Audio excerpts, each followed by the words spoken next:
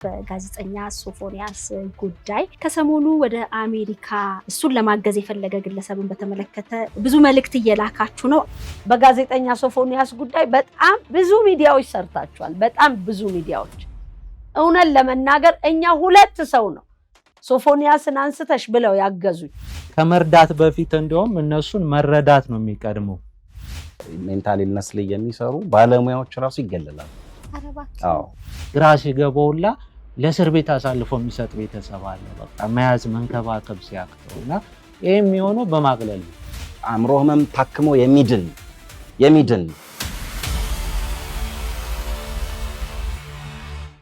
ቦርናጌን የአእምሮ ህሙማን መርጃ ማዕከል ውስጥ ነው የምንገኘው። ውድ የሸገር ኢንፎ ሚዲያ ተከታታዮች እንግዲህ ከሰሞኑ እንደምታስታውሱት በጋዜጠኛ ሶፎንያስ ጉዳይ እንግዲህ ቦርናጌን ሙሉ ኃላፊነቱን ወስዶ በኤካ አጠቃላይ ሆስፒታል ሕክምና እንዲያገኝና ከዛም ደግሞ በማዕከል ውስጥ እንዲያገግም ሙሉ ፈቃደኝነቱን ገልጾ እዚህ መግባቱ ይታወቃል። ግን ደግሞ ከሰሞኑ ወደ አሜሪካ ለመውሰድ የፈለገ እሱን ለማገዝ የፈለገ ግለሰብን በተመለከተ በወጣ ቪዲዮ ብዙዎቻችሁ ወደ ሸገር ኢንፎ ሚዲያ እንዲሁም ደግሞ ወደ ቦርናጌን የአእምሮ ህሙማን መርጃ ማዕከል ብዙ መልእክት እየላካችሁ ነው። አጠቃላይ ያለው ነገር ምን ይመስላል፣ አሁን በምን አይነት የጤና ሁኔታ ላይ ነው የሚገኘው የሚለውንና በአጠቃላይ ደግሞ ስለ ቦርናጌን የአእምሮ ህሙማን መርጃ ማዕከልም መረጃ ልናጋራችሁ ነው። በያላችሁበት ቆይታችሁን ከኛ ጋር እንድታደርጉ በአክብሮት ነው የምንጋብዘው።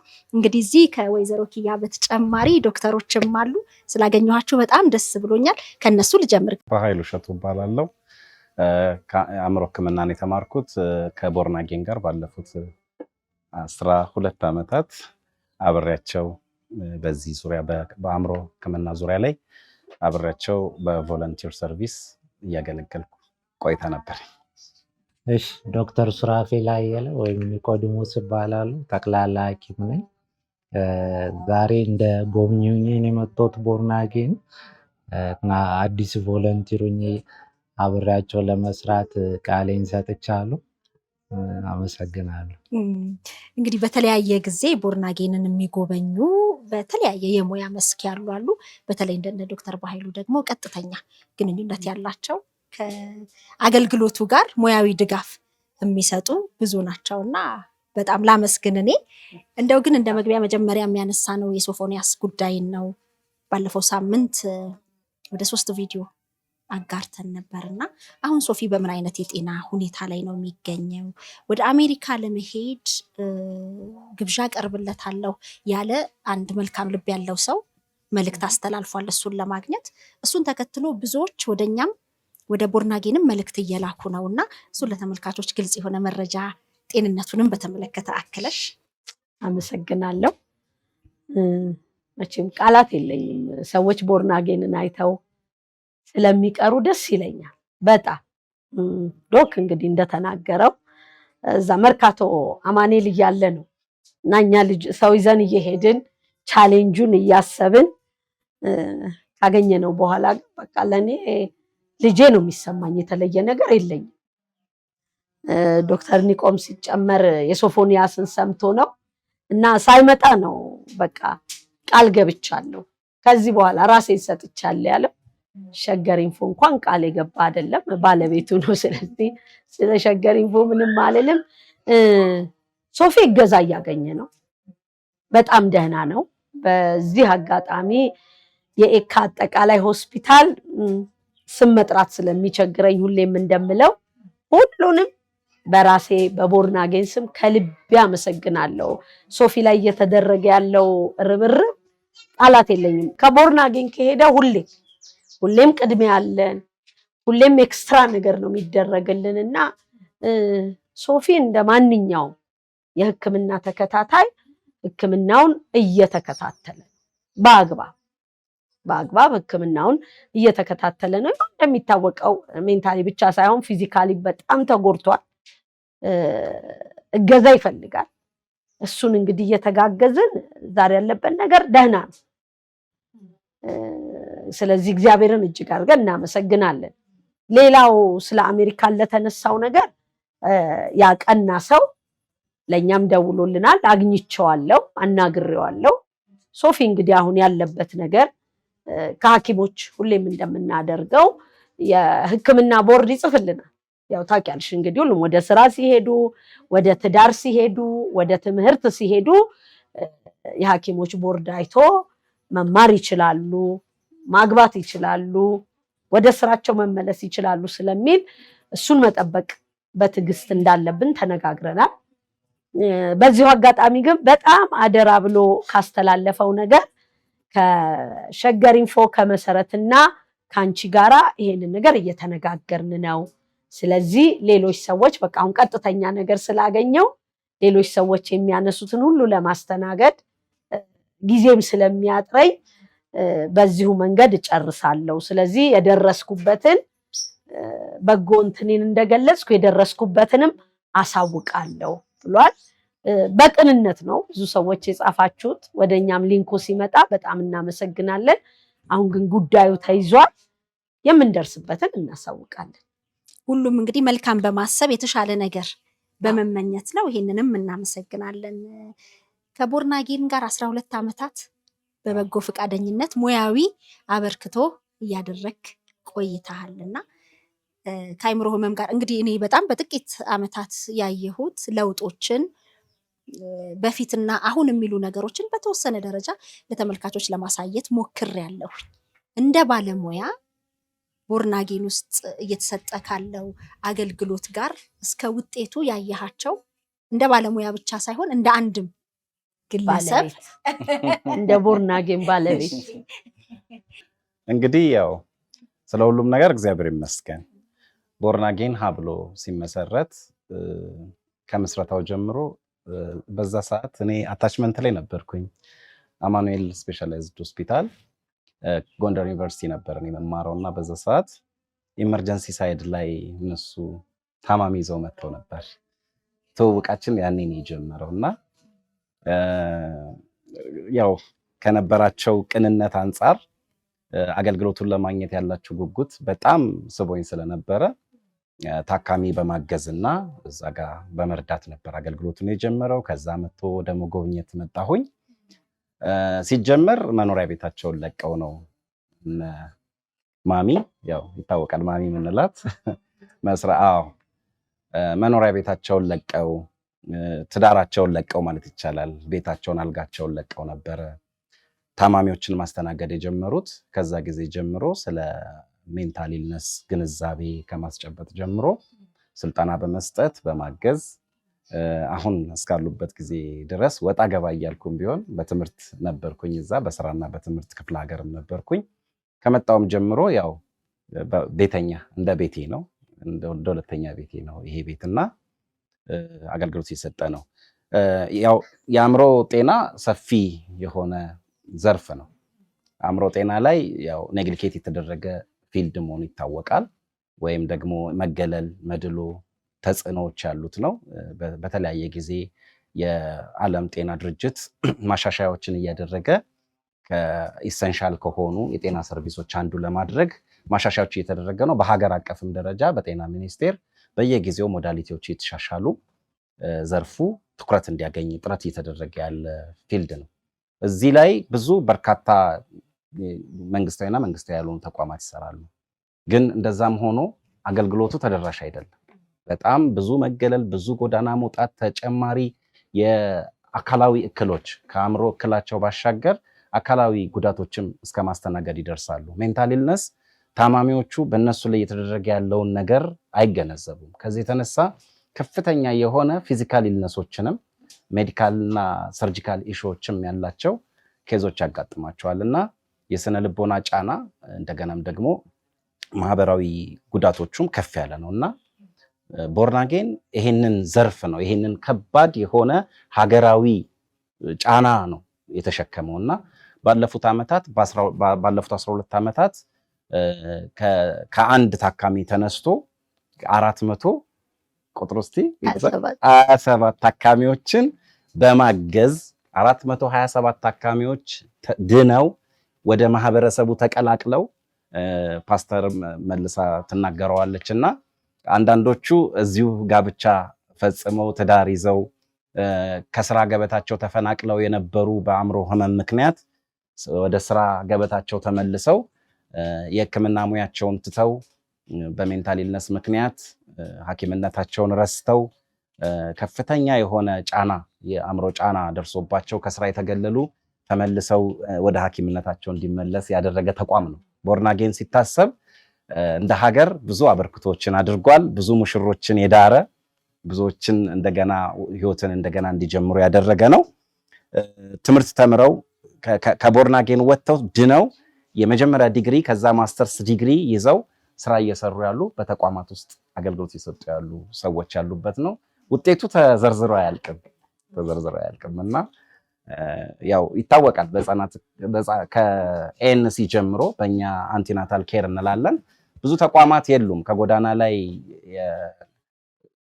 ከጸነሱ በኋላ ሜንታል ኢልነስ ያለባቸው መንገድ ላይ ይደፈራሉ፣ ለተለያዩ ነገሮች ይጋለጣሉና ቦርን አጌን ሲያነሳ አብሮ ነው የሚያነሳው። ከጽንስ ጀምሮ እያሳከመ እያገዘ ተወልደው እንደምናየው እንግዲህ ዛሬ የልጆች ቤት አለን። ስንት ደርሰናል? አሁን ህፃናት 35 ህፃናት ግማሾቹ ወደ ትምህርት ገበታ ተመልሰው ትምህርት እየተማሩ ይገኛሉ። ብዙ ነገሮችን ያከናወነ ተቋም ነው። እንግዲህ በደንብ ዛሬ ስለ ቦርን አጌንም ልንናገርለት ምን እየሰራ እንደሆነ ሊገለጽም ስለሚገባ ነው ይህንንም እያነሳን ያለ ነው። ዶክተር ስትጎበኝ እንግዲህ ደስ ብሎናል። እንግዲህ አብረን በድጋሚ እኔም የመጎብኘት እድሉን አግኝቻለሁ እና ምን ትላለህ? እኔ በጣም ገርሞኛል። ከድሮም በሩቁ ሰማ ነበረ ቦርን አጌን እያደረገ ያለውን ነገር፣ ግን በአካል ሳይ ከማሚኬ ያጋም ስናወራ በጣም እየሰራ ያለው ነገር ከአእምሮ በላይ ሆኖብኛል። ዋናው ነገር ያው ማሚኬያም ቤተሰቦቿን እዚህ ስራ ላይ የተሳተፉትን ስናይ የሕክምና ወይም የጤና እውቀት ባክግራውንድ የላቸውም፣ ግን እንደ ማህበረሰብ አንድ የአእምሮ ታካሚ ከማንሳት ከዛ ለውጡን ከማየት የሰፈር ሰው ማህበረሰቡ በመገረም የሰጣቸውን ፊድባክ ከማየት የጀመረ ነው እና ሁላችንም የዘነጋነውን ነገር ያስታውሳል። በአካልም ላለፉት 15 ዓመታት የሚሆን ጊዜ በተግባር እያሳየ ያለው ነገር ነው። ያ ምንድን ነው?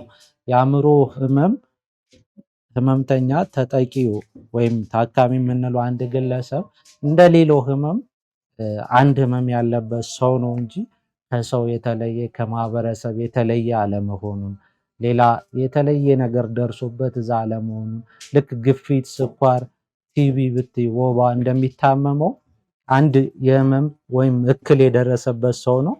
ከህመሙ ውጪ ራሱን የቻለ አእምሮ ያለው ራሱን የቻለ አካል ያለው ማሰብ፣ መስራት፣ ማግባት፣ መውለድ የሚችል ከጀርባው ቤተሰብ ያለው ከጀርባው ልጆች ያሉት ማህበረሰብ የሚጠብቀው ለማህበረሰብ ተጽዕኖ ማድረግ የሚችል ከማህበረሰቡ መቀበል የሚችል አንድ የማህበረሰብ አካል መሆኑን ብዙ ጊዜ እንዘነገዋለን። ኢቭን አገልግሎቱን የሚሰጡ ሐኪሞችን ማለት እንችላለን።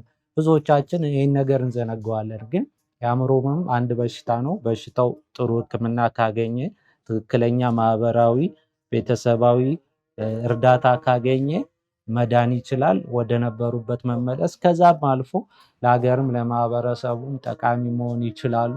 ይህንን እንግዲህ በጋድ ያየንበት ተቋም ነው። እኔም መረጃውን እንዳገኘሁት እስካሁን 425 ያሉ ሰዎች ከስራቸው አቋርጦ የነበሩ ጎዳና ላይ የነበሩ ከቤተሰብ ከማህበረሰብ ተለይተው የነበሩ ተመልሰው ቤተሰብ መስርተው አግብተው ወልደው ስራ ይዘው ኢቭን ሐኪሞች ሕክምና አቋርጠው የነበሩ ሰዎች ወደ ማህበረሰብ ተቀላቅለው ሐኪም ሆነው ስናይ ይሄ እንግዲህ ከምንም በላይ ነው ማለት ነው። ይሄ ምንድነው? የቁም ምስክር ነው፣ የጋድ ምስክር ነውና በጣም ነው ደስ ያለኝ። እኔ ላለፉት የተወሰኑ ዓመታትም ማህበረሰቡ ላይ ይሄን ነው ስሰራ የነበረው። ባለኝ አጋጣሚ የአእምሮ ህመም መታከም ይቻላል።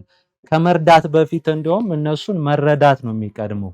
በቃ ከህመማቸው ውጭ እንደኛ ሰው ናቸው። ከዛ ህመማቸው ሲታከም ደግሞ ተሽሏቸው ጠቃሚ ሰው መሆን ይችላሉ፣ ሙሉ ሰው መሆን ይችላሉ ስንል ያን መረዳት ነው የሚፈልጉት ብዙዎቹ።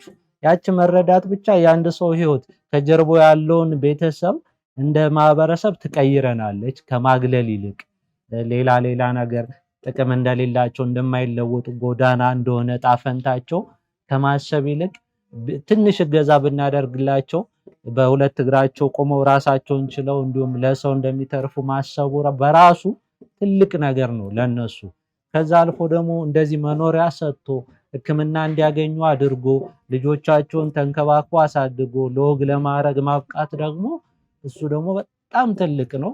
ከፈጣሪም ትልቅ ዋጋ የሚያሰጥ ነውና ምንም ጎጂ እንዳልሆኑ የአእምሮ ታማሚዎች ከዛ ይልቅ በጣም የሚያሳዝኑ እርዳታ የሚፈልጉ መረዳትን የሚፈልጉ እንድንረዳቸው የሚፈልጉ ትንሽ እርዳታ ካረግንላቸው ደግሞ እኛንም መልሶ የሚጠቅሙን የማህበረሰብ አካል እንደሆኑ በማሚና በዚህ ተቋም አይተናል። አሁንም በርቱ ለማለት እፈልጋለሁ እና በጣም ነው ደስ ያለኝ። በጣም ደስ ይላል። ስንት ሙሽሮች ተዳሩ። እንግዲህ የሸገር ኢንፎ ሚዲያ ተከታታዮች ይሄንን በተለያየ ጊዜ ያዩ ካባ ቬሎ አስረክበን የሚዜ ልብስም አለ። እውነት ነው። አንድ ሰርግ እየጠበቅን ነበር። እየተዘጋጀን ነው። 25ኛ ሙሽራ ማለት አሁን የሚቀጥለው 25ኛ ሙሽራ። ይሄን የሰርግ ስነስርዓት በጉጉት ነው የምንጠብቀው። ምክንያቱም ሰው ላይ የተሰራ አዲስ ህይወት ያገኘ በጣም ትልቅ ነገር ነውና ተሽሏቸው ወደ መደበኛ ስራቸው የገቡ ብዙ። በተለይ ግን ማህበራዊ ጫናውን እንዴት ትገልጹታላችሁ? አንድ አእምሮ ህመም ያለበት ሰው ወይም የገጠመው ሰው ህመሙ እንዳለ ከቤተሰብ ከማህበረሰብ ጫና በተለያየ ምክንያቶች ሲመጣ እንዴት ነው ኪያዬ ከስራሽ ከገጠመሽ እነ ዶክተር ደግሞ ከህክምናው ከሙያዊ እንትን ጋር ከገጠመኝ ጋር ከባድ ነው ጫናው። አንድ ቤተሰብ ሁለት ልጆች ቢኖሩት አንደኛው ከዚህ በፊት የአእምሮ ህመም ገጥሞት የተሻለው፣ አንደኛው ደግሞ ከዚህ በፊት ታሞ ያልነበረ፣ ሁለቱ እኩል ቡና አማረኝ ቢሉ ያኛውን ተነሳበት ሊጀምረው ነው ይላሉ። ቡና አማረኝ ነው እኮ ያለው፣ የዚህኛው አይቆጠርም። የዛኛው ግን ቡና አማረኝ ካለ ይሄው ሊጀምረው ነው፣ ቡና ማለት ጀምሯል ሲባል በቃ ሊጀምረው ነው ብሎ ይገፋዋል ማለት ነው። ፋሚሊ ነው የምነግርሽ። ይሄን አሁን በቃ የቅርቡ አይደል ሰው ቤተሰቡና ሁለቱም ተመሳሳይ ነገር ቢኖራቸው የዚህ ታሞ የዳነው ይጋነናል በጣም። ከዛ በቃ ሊነሳበት ነው ሊጀምረው ነው እና በጣም ነው ጫና ያለው። ይሄንን ስታስቢው በቃ ምንም ነገር ለማድረግ እስረኛ ነው የሚሆኑት። ካረጉ ምን ሊባል ነው? ሊጀምረው ነው። ዛሬ ወጣ ብዬ በርገር መብላት አምሮኛል ቤት ይሄው ሊጀምረው ነው፣ ደግሞ ጀመረው መንቀሽቀሽ ተብሎ ይነሳልና ከዚህ ስትጀምሪ ራሱ ጫናው ከባድ። ሌላው ያው ስንድር የነበረው ጫና ምን ይነገራል? ብዙ ጊዜ ነው የምንናገረውና አንድ ጊዜ ስንተኛው ሙሽራ እንደሆነ አላውቅምና እህቱ ደወለች። ቢዮጋትስ አለችኝ። በቃ ይውጋታ የአንድ ሰሞን ዜና ሆኖ ያልፋል። የወጋው ገደለ ኖርማል ሆነ። ያው የአንድ ሰሞን ዜና ደነገጠች። አሁን እነዛ ልጆች እንግዲህ አብዛኞቹ የልጅ ወላጆች ሆነዋል። ለኔ እንደው ማስተማር ቢቻል በቃ የባል ልክ ናቸው ብዬ ነው ማለት። ሴቶቹም የሚስት ልክ ናቸው እንጂ ነው በዛ በተጥመለመለ ወይም በተባለባቸው ነገር አይደለምና ማህበረሰቡ ግን የሰጠው የዘጋው ልኬት አለ፣ ያሰመረው መስመር አለ። ስለዚህ ከዛ መስመር ሰሞኑን በሶፎንያስ ትንሽ አንዷ እሱ ኧረ ወደ ጥልቅ ነው የሚወርደው አለችኝ። ምንድነው ጥልቅ ማለት አልኳት። ዝም ብለሽ ነው የምትደክሚ፣ ዝም ብለሽ ያልሆነ ቅርቃር ውስጥ ነው የገባሽው ስትለኝ የሰጠነው ልኬት ሰዎች ከየትኛውም ጥፋት ከየትኛውም መተላለፍ ይመለሳሉ። እግዚአብሔርም የሰጠን ዕድል እንድንመለስ የሚመለስ ልብ እንዲኖረን እንጂ የሚመለሱትን ሁሉ በእኛ ልኬት ዘግተን የአንድ ሰው በነገሩ ከመጥፋት ይልቅ በነገሩ የእግዚአብሔር ምሕረት አግኝቶ እሱም የይቅርታ ልብ አግኝቶ መመለስ ሲችል ነው ትርፉ። ይሁዳ ባይታነቅ ኖሮ እኮ ከባድ አልነበረም። ኢየሱስ ይቅር ይለው ነበር። ጴጥሮስን ይቅር ብሎታል። እዚህ ለሚመለሱም ሰዎች ከህመሙም ጋር በተያዘ ሲያገቡ ያለው ጫና፣ ስራ ተቀጥረው አንዳንዶቹ 8 ሰዓት የሚሰራውን ስራ 12 ሰዓት ያሰሯቸዋል። እነሱ መብቴ ብለው አይጠይቁም። አንቺ ነሽ ትንሽ ማገዝ ያለብሽ። አንዳንዶቹን ደግሞ ገና ወይ ኪያ ጋር አይቼዋለሁ ከተባለ ሳንቲም ሰጥተው ይሸኟቸዋል እንጂ እስቲ ልሞክራቸው ስራውን ይችሉታል አይችሉትም አይሉ። ተረጋግጦላቸው መስራት ይችላሉ። ቀደም ሲል እንዳልሽው የሕክምና ቦርድ ሰርተፍኬት ሰጥቷቸው ነው ደህንነታቸው ተረጋግጦ ነው ማህበረሰቡን ስራ ውስጥ የሚቀላቀሉት። በዚህ ከልቤ የማመሰግነው የመንግስት ተቋማትን የመንግስት ተቋማት እኔንም ከቦርድ የሚጻፈውንም ደብዳቤ አክብረው ተቀብለው ያስተናግዱልኛል። በዚህ አጋጣሚ የትኛውንም የመንግስት ተቋም ከልቤ በራሴም በቦርናጌንም ወደ ስራ በመለሷቸውም ሰዎች ስም አመሰግናለሁ። የግለሰብ ተቋም ግን ገና ነው ግንዛቤውም የላቸውም። የገዛ የስጋ ዘመዶቻቸውን አፈላልጌ እንዲቀጥሯቸው ባረግ እንኳን ብዙ አይደሉም። ቢሞክሩም ፕሮቴክት አያረጓቸውም። የመንግስት ተቋማት እኮ እንቅስቃሴያቸውን ያሉ የተወሰነ ለውጥ አይተናል ታገኘው ባላለው ሄጅ ያገኘዋለው። ለምሳሌ አንድ ሰው ፍቅር ጀምሯል እና ተዘበራርቆበታል፣ ማኔጅ ማድረግ አቅቶታል እና ይተኛል፣ ቡና ይጠጣል። ያንን ተረድተውታል። ከዛ ተነገረኝ፣ ወዲያው አገኘሁት። እንዴት ነው? ከዚያው ለኔ ይነገረኛል። ሁሉም በቃ እኔ ሄዳለሁ እንዳታስብ፣ እኔ ሄጄ ጨርሼ የምርም ያፈቀራት ጋር ነው ይችላል እና ጨርሳለሁ። እንዲህ ገዛ ይፈልጋሉ። ገባሽ? አሁን እንዴት ነው የምጠይቀው? እምቢ ብትለኝ እንዲህ ቢሆን የሚል ስጋቶች ይኖሯቸዋል። ሌላውም ሰው እነሱ ብቻ ሳይሆን እኮ ሌላንም ሰው ታግዣለሽ ጠይቄ እምቢ ብትለኝ የሚሉና እነሱ ላይ ግን ይከፋል። ጫና ከባድ ነው። ከሙያዊ ያው እንግዲህ በሕክምና ቋንቋ ስቲግማታይዜሽን ይባላል። ይሄ ኢንተርናል እና ኤክስተርናል ስቲግማታይዜሽን ይባላል። በራሳቸው በሜንታል ኢልነሱ ምክንያት ራሳቸውን የሚያገሉበት ሁኔታ ነው። ሁለተኛው ደግሞ ማህበረሰቡ ወይም ከውጭ የሚፈጠር የመገለል ስሜት ነው። እነዚህ ሁለቱ ነገሮች በጣም የሚገርመኝ ነገር ታማሚዎቹ ላይ ብቻ ሳይሆን ሐኪሞቻቸውም ላይ በሜንታል ኢልነስ ላይ የሚሰሩ ባለሙያዎች ራሱ ይገለላሉ። አዎ። እና ብዙ ሰው የማያወራላቸው ብዙ ሰዎች የማይነገርላቸው ናቸውና አንድ ሳይካትሪስት ወይም የሳይካትሪ ባለሙያ በየትኛውም ሌቭል ያለ ከሌሎቹ ሐኪሞች በተለየ ሁኔታ መቆጣት ትንሽ ይቸገራል። ከተቆጣ ከነሱ ጋር እየዋለ ድሮም ነው የሚባለው እና መገለሉ የሚጀምረው አንሱ ታካሚያችሁን ነው የሚባለው። በሆስፒታል ደረጃ ራሱ ኢቭን አይደለም ማህበረሰቡ ጋር ባለሙያ ለባለሙያ ራሱ ግንዛቤ በጣም መፈጠር ሚዲያዎች በጣም ሊሰሩበት የሚገባ ነው። በስራ ዘመን ያየሁት እንደዚህ አይነት ነገሮች ናቸው። የሆነ ጊዜ ላይ እኔ የምሰራበት ሆስፒታል አንድ በራቢስ ምንድነው የውሻ እንደሱ አይነት ነገር ተከሰተና ልጁ በቃ ይጮሃል። ሳይኮቲክ ሲምፕተሞች አሉት እና ከበድ ያለ የአእምሮ ህመም ምልክቶች አሉት እና በጣም እየጮኸ እያለ ምንም አይነት ኢመርጀንሲ ኬር የሚሰጠው ሰው ጠፋ እና ፈልጓቸው እነዛን የብዶቹን ሐኪሞች ምናምን እየተባለ ይፈለጋል እና ሐኪሞቹ ማለት ኬዙ እኮ ሳይካትሪ አይደለም። ኬዙ ማንኛውም ሐኪም ሜዲሲን የተማረ ሁሉ ኬር የሚያደርገው ነው እና ብዙ በርካታ የአእምሮ ህመሞች አሉ። እነዚህ ከጎዳና የሚነሱት ብቻ ሳይሆኑ ሴቶች በእርግዝና ወቅት የሚያጋጥማቸው በወሊድ ወቅት የሚያጋጥማቸው የአእምሮ ህመም አይነት አለ። ፖስት ፓርታል ዲፕሬሽን፣ ፖስት ፓርታል ሳይኮሲስ የሚባሉ ኬዞች አሉ እና ያጋጥማቸዋል። በማህበረሰባችን በተለምዶ ቢላዋ አራስ እና አራስ የሆነ ነገር ለክፍት ያጋጥማታል ብሎ ያስቀምጣል እና አንዳንዴ ለወሊድ በገቡበት ሁኔታ መጀመሪያም ሜንታል ኢልነስ የነበረባቸው ሊሆኑ ይችላሉ። በእርግዝናው ምክንያት የመጣ ሊሆን ይችላል። ዞሮ ዞሮ በሚከሰት ሰዓት ግንዛቤ የሌላቸው ባለሙያዎች ራሱ ሳይቀሩ አሉ። ማህበረሰቡ የሚሰጠው ሌላ ኢሹ ነው። ባለሙያዎች ሳይቀሩ ሳይካትሪዎች ካልመጡ አንነካም የሚሉበት ሁኔታ አለ እና ጉዳዩ የሆኑ ሰዎች የሆኑ ግሩፖች ብቻ አስመስለው ማየት፣ ከዛ ባሻገር ደግሞ ሐኪሞቹ ራሳቸው ነፃነት እንዳይኖራቸው ማድረግ። ሐኪሞቹ ኦቨር በቃ ያንን ነገር ኦቨር ቱት ይሆናሉ።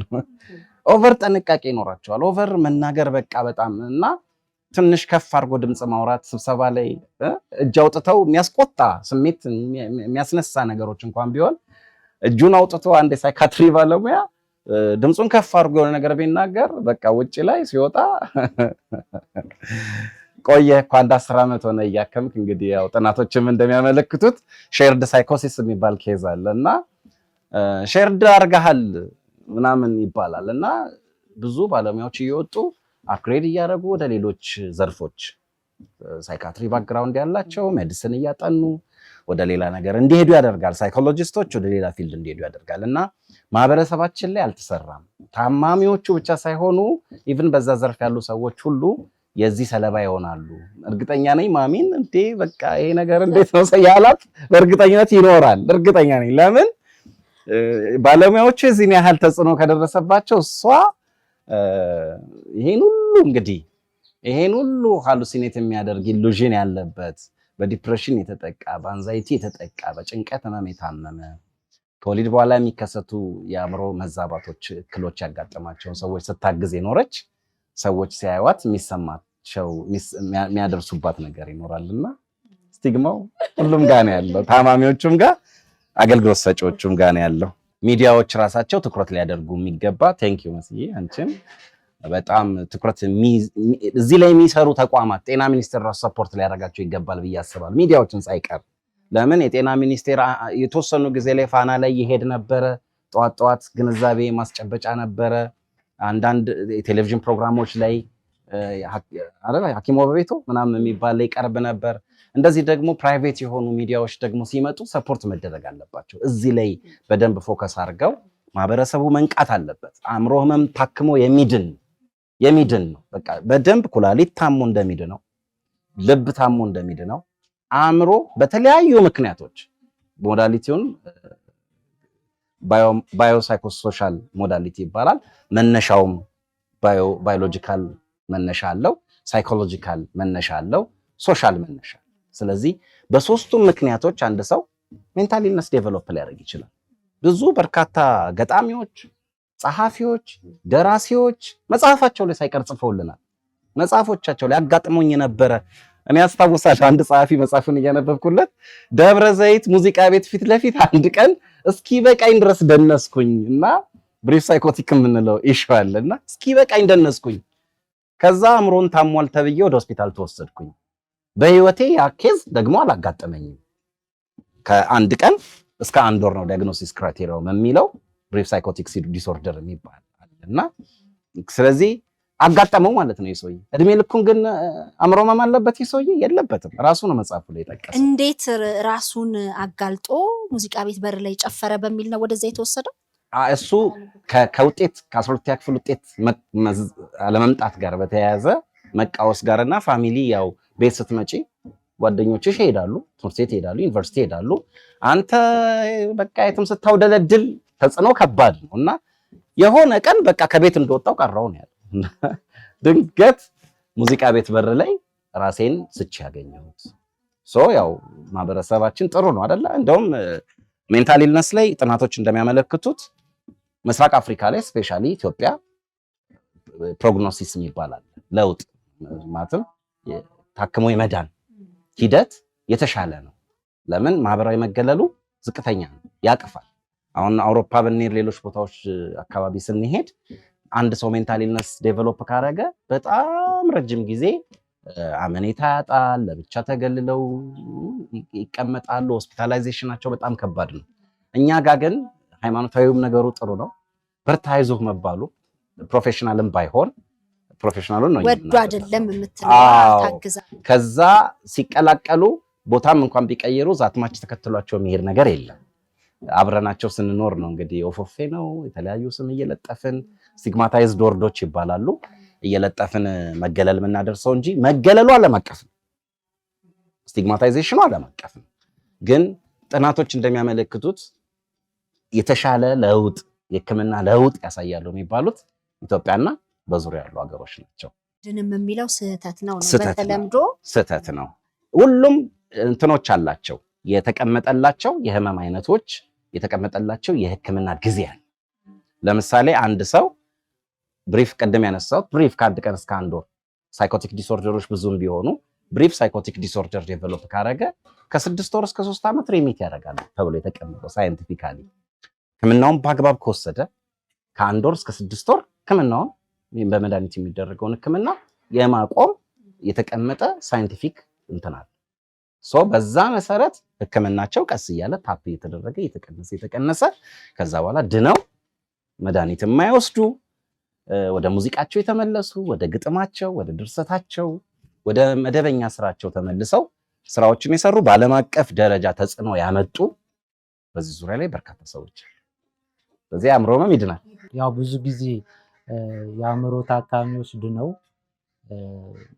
እንደሌላው ሰው ህይወታቸውን መኖር እንዳይችሉ ትልቁ እንቅፋት ዶክተር ያለው ስቲግማ የምንለው ማግለል መርሎ የምንለው ማለት ነው። እና የሆነ የማህበረሰብ ክፍል ባገለልናቸው ቁጥር የበለጠ ያን ነገር እያባባስ ነው የምንመጣው። እንዲሁም ስለዚህ ሳስብ ብዙ ጊዜ የሀገራችን ጠበሳ የሆነው ሁላችን የምናውቀው አለ ሰው በቀላሉ የሚገባው የኤችአይቪ ኤድስ ህመም ጊዜ ነበረ እና ያኔ ህመሙን ባለመረዳት በዛ የተጠቁ ሰዎችን ስናገላቸው አንደኛ ምን ሆነ እነሱ ህክምና ማግኘት ፈሩ። ብዙ ሰው መመርመር ይፈራል። ያለበት ሰው ራሱን አለብኝ ማለት ይፈራል። ስለዚህ ካለባቸውና ራሳቸውን ከወጡ ደግሞ ማህበረሰቡ አታክ ያደርጋቸዋል፣ ብዙ ነገር ያደርስባቸዋል። ስለዚህ ማህበረሰቡ ደግሞ ሲያገላቸው እነሱም ደግሞ ማህበረሰቡን አታክ እያደረጉ ብዙ ያለ አግባብ መታከም እየቻሉ መኖር እየቻሉ ያጣናቸው ብዙ ነፍሶች አሉ። አሁን ግን መዳን እንደሚችል እውቀቱ ሲያድግ የማህበረሰቡ በስርዓት ታክመው እንደማንኛውም ሰው የኖሩ ነው። ይሄ እውቀት ነው በቃ የሚያስፈልገው። እውቀት ነፃ ያወጣናል፣ እውቀት ያድነናል እላለሁ ስለ አእምሮ ህክምና ሳስብና አንዱ ይህን እንዳንረዳ ከሚያደርገን ነገር የአእምሮ ህመም ስንል ሰው ስራውን ትቶ ራሱን ስቶ ጨርቁን የጣለ ሰው ብቻ ይመስለናል የአእምሮ ህመም። ግን 360 ምናምን የአእምሮ ህመሞች አሉ እና የአእምሮ ታማሚ የሚባለው ስራ እየሰራ ትዳር ኑሮት ልጆች እያሳደገ ቢሮ ገብቶ ይወጣል፣ ግን እንቅልፍ ያጣ ሰው፣ ሁሌ የሚጨንቀው ሰው፣ ትንሿ ነገር የምታስጨንቀው ያንን ጭንቀት መቆጣጠር ያልቻለ አለ፣ በድብርት የሚሰቃይ አለ፣ በሚሰራው ስራ ደስተኛ ያልሆነ አለ በየቤቱ። ዶክተር እንዳለው ሲወልዱ እናቶች ድንገት የሚያጋጥማቸው ነገር አለ። በሱስ የተያዙ አሁን ከተማ ውስጥ የምታያቸው ልጆቻችን፣ ታዳጊዎች፣ ወጣቶች በሙሉ እሱ የአእምሮ ህመም ነው። አሁን ሰው ያን አይረዳም እንጂ ከ4 ሰው 1 ሰው ነው የአእምሮ ህመም ያለበት። እንግዲህ ብንቆጥር በየቤተሰባችን አንዳንድ ራሱ ካለን እንደዛ እንደማለት ነው። እና ጨርቁን የጣለ ሰው ብቻ አይደለም፣ ከዛ ነው የሚጀምረው። ስለዚህ ከአእምሮ ህመም የሚቀር ሰው የለም ይባላል። የሚሆን የሆነ ሰው የአእምሮ ህመም አይደርስብኝ የሚል ሰው የለም። ሁሉም ቤት ሁሉም ቦታ ሊገባ ይችላል። በሀዘን ምክንያት፣ በስራ መባረር ምክንያት። ሲጀመር አብዛኞቹ የሚመጡትም በማህበረሰባዊ ጫና ነው። ስራ ከማጣት ወጣቶች ላይ፣ ትምህርት አልሳካ ሲል፣ ከጦርነት ጋር ተያይዞ፣ ከኑሮ ውድነት ጋር ተያይዞ፣ ከመፋታት ጋር ተያይዞ። ስለዚህ ማህበረሰባዊ ጫና እንደ ምክንያትም ይሆናል። ከዛ ከደረሰባቸው በኋላ ደግሞ ህክምና እንዳያገኙ ቅድም እንዳልነው በቂ ህክምናም የለም፣ ይታከማል ብሎ ማሰብም የለም፣ ቤተሰብም ይዟቸው አይሄድም። በዚህ ምክንያት እንደውም አንድ የአእምሮ ታማሚ ሲኖር ባይዞ ቤተሰብ ነው የሚታመመው። አንደኛ ይዞት አይሄድም። አሁን አንቺ ምንድነው የሆነ ቲቢ አመመኝ ብትይ ወይም ስኳር ተገኘብኝ ብትይ ምግቡን ያስተካክሉልሻል፣ ታከሚ ይሉሻል። ከዛ እዛ ቤት ያለችው እኮ ስኳር አለባት እየተባለ መጠቋቋም ያደርጉሽም። እኔ አሁን አውቃለሁ ጓደኞቻችን ብዙ አሉ ከዩኒቨርሲቲ በሱስም በምን ምክንያት ይወጡና እስካሁን ቤተሰብ አብሯቸው ነው የሚታመመው። ግራ ሲገባውላ ለእስር ቤት አሳልፎ የሚሰጥ ቤተሰብ አለ። በቃ መያዝ መንከባከብ ሲያቅተው እና ይሄ የሚሆነው በማግለል ብቻ ነው። ሌላ በሽታ ቢሆን እዛ ቤት እኮ የአእምሮ ህመም ያለበት ቤተሰብ ነው ተብሎ መጠቋቋሚያ አይሆንም። ያ ደግሞ ለቤተሰብ ራሱ ህመም ነው። በዚህ ምክንያት አንድ ታላቅ ወንድም ቢኖር፣ አባት የአእምሮ ህመም ቢኖርበት፣ እናት ብትታመም ልጆች የአእምሮ ህመም ዲቨሎፕ የማድረግ እድላቸው ሰፊ ነው ብዙ ጊዜ ከዚህ ጋር ተያይዞ ማለት ነው። እና እውቀት ነው የሚያድነን እንደ ማህበረሰብ። ተገቢውን አስተሳሰብ ከያዝን፣ ተገቢውን እንክብካቤ ካረግንላቸው፣ ካቀረብናቸው፣ ከወደድናቸው ድነው እኛንም ሊወዱን ሊጠቅሙን የሚችሉ በጣም ደስ የሚሉ የማህበረሰብ ክፍሎች ናቸው ብዬ ነው የማምነው እስካሁን ባሳለፍኩት ማለት። በጣም ደስ ይላል። እንግዲህ ይህንን ሁሉ ማህበራዊ ጫናውንም በቂ ድጋፍ አለማግኘትም ብዙ ነገሮች ታክሎበት አሁን ማዕከል ውስጥ እንግዲህ ያለፉት 12 ዓመታት 13 ዓመታት ብለን ብንዘረዝር እንዴት አለፈ ከባድ ነው። ግን አሁን በማዕከል ውስጥ እንግዲህ 3 ቤት፣ የወንዶች ቤት አለ፣ የሴቶች ቤት አለ፣ የህፃናት ቤት ደግሞ አለና ይህንን የሚመለከቱ የሸገር ኢንፎ ሚዲያ ተከታታዮች ቦርናጌንን እንዲያግዙ እንዲደግፉ በቀደምም ብለሻል፣ በጉልበት በሀሳብ አግዙን፣ ዛሬ እኛ እንጠብቅላችሁ ብላችሁ በጉልበትም ማገዝ ትችላላችሁ ብለሻልና አሁንም እንዴት ያግዙ፣ እንዴት እነሱስ ተባባሪ ይሁኑ? አመሰግናለሁ እድሉ ስለተሰጠኝ። እኛ ቦርናጌን ውስጥ የተገለገላችሁበትን ካልሲ ነው ምንድነው እኛ ሌላ የጠየቅነውም የተገለገላችሁበትን ካልሲ እንኳን ቢሆን ወንዶች ሸሚዝ ስትቀይሩ ሱሪ ስትቀይሩ በቃ ቦርናጌን ወንድም አለኝ ቦርናጌን እህት አለኝ ብላችሁ ይዛችሁ እዩን። በቃ እንግዲህ ዶክተር ዛሬ ነው በአይን ያየን አይቶን ግን በቃ ሰጥቻለሁ ሳይመጣ ነው ቃል የገባልን እና ኑና አዩዋቸው። ወንድሞቻችሁ እህቶቻችሁ ናቸው።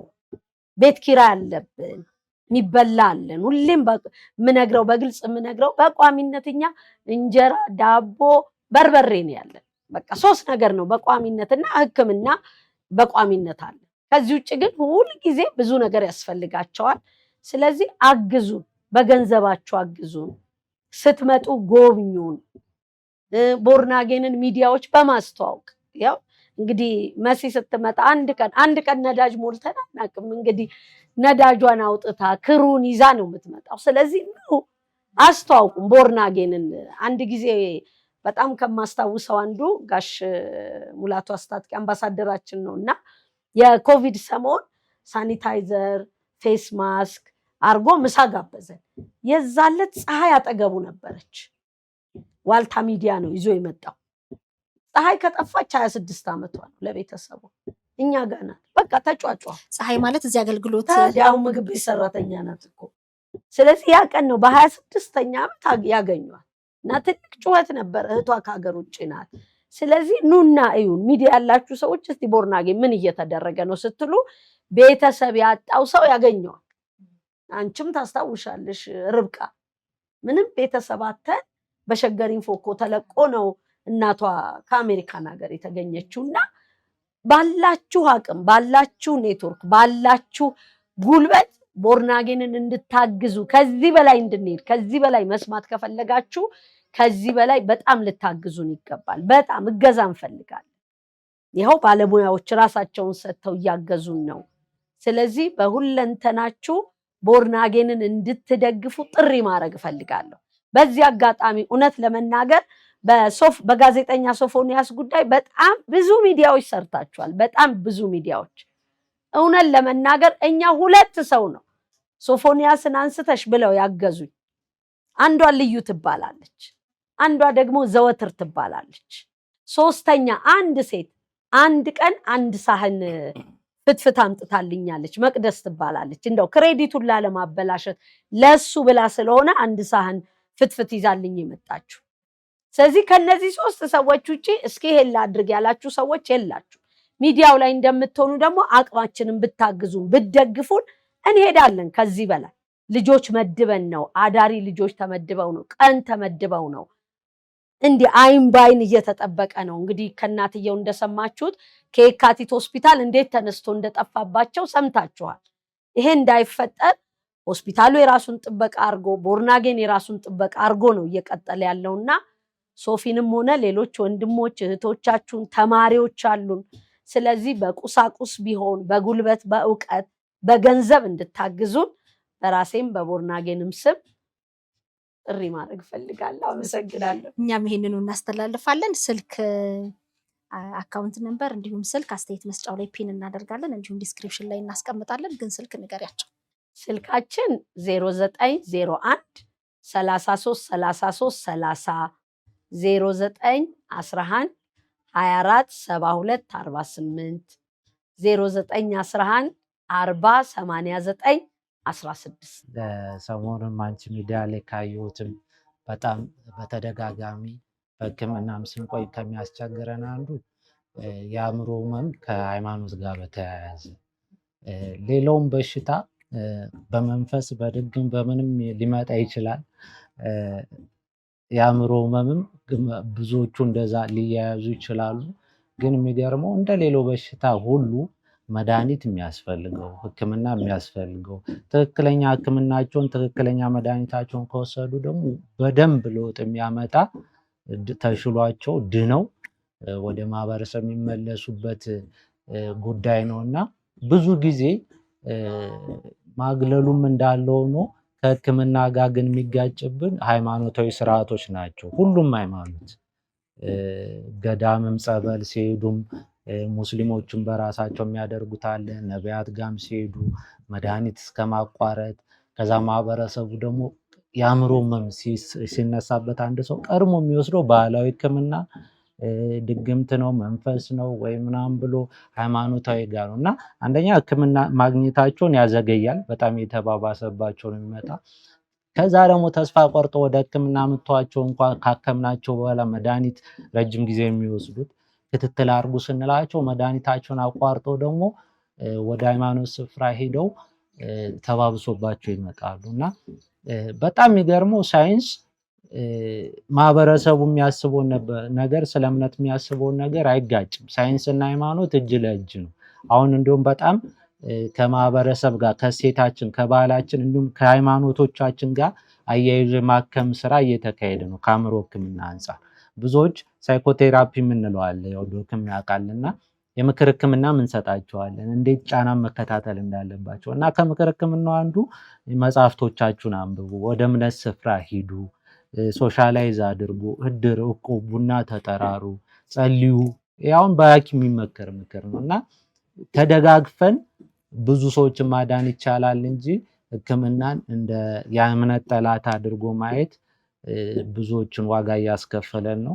ሰሞኑን ካየነው የታዘብኩት እሱ ስለሆነ ነው እና ለሃይማኖት አባቶች እንዲህ አይነት ነገር ላይ ለሚሰሩ ሰዎች አደራ ማለት እፈልጋለሁ። ብዙ ሊድኑ የሚችሉ ታካሚዎችን እያጣን ስለሆነ አብራችሁን ስሩ ለማለት እፈልጋለሁ። እግዚአብሔር ያክብርልኝ። በጣም አመሰግናለሁ። ትክክለኛና ተአማኒ የሆኑ መረጃዎችን ወደ እናንተ ወደ ውድ የሸገር ኢንፎ ሚዲያ ተከታታዮች የምናቀርብበት ቻናላችን ሸገር ኢንፎ ነው።